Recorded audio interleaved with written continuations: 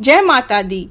माता रानी से कामना करती हूँ कि आपका दिन शुभ और मंगलमय हो। आज नवरात्र पर्व के दूसरे दिन माँ ब्रह्मचारिणी की पूजा अर्चना की जाती है। ब्रह्म का अर्थ है तपस्या और चारिणी यानी आचरण करने वाली। इस प्रकार ब्रह्मचारिणी का अर्थ हुआ तप का आचरण करने वाली। भगवान शंकर को पति रूप में प्राप्त करने के लिए माता रानी ने घोर तपस्या की थी।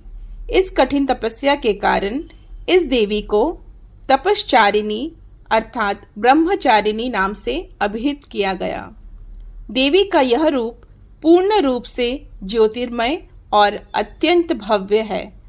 सफेद साड़ी पहनी माता के दाएं हाथ में जप की माला और बाएं हाथ में कमंडल है। कहते हैं ब्रह्मचारिणी देवी की कृपा से सर्वसिद्धि प्राप्त होती है। दुर्गा पूजा के दूसरे दिन देवी के इसी स्वरूप की उपासना की जाती है।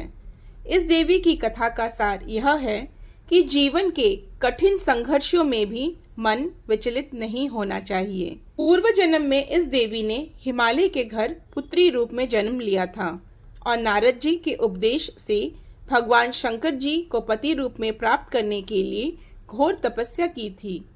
1000 वर्ष तक इन्होंने केवल फल फूल खाकर बिताए और 100 वर्षों तक केवल जमीन पर रहकर शाक पर निर्वाह किया। कुछ दिनों तक कठिन उपवास रखे और खुले आकाश के नीचे वर्षा और धूप के घोर कष्ट सहे। 3000 वर्षों तक टूटे हुए बिल्व पत्र खाए और भगवान शंकर की आराधना करती रही। इसके बाद तो उन्होंने सूखे बिल्व पत्र खाना भी छोड़ दिया। कई हजार वर्षों तक निर्जल और निराहार रहकर तपस्या करती रही।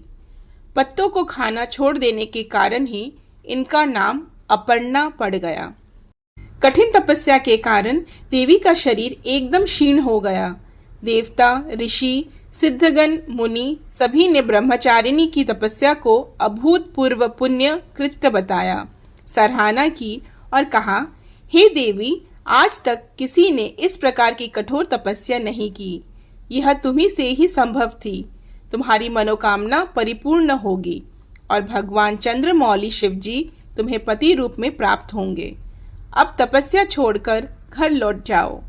जल्द ही तुम्हारे पिता तुम्हें बुलाने आ रहे हैं। इस तरह कई हजार वर्षों तक निर्जल और निराहार रहकर तपस्या करने से देवता प्रसन्न हुए और उन्हें मनोकामना पूर्ति का वरदान मिला।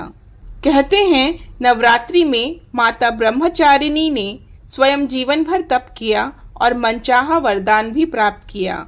इसलिए माता कठिन तप करने वाले अपने भक्तों को कभी निराश नहीं करती। आशा करती हूँ यह जानकारी अच्छी लगी होगी। फिर कल मिलेंगे माता रानी के तीसरे स्वरूप की जानकारी के साथ। जय माता दी।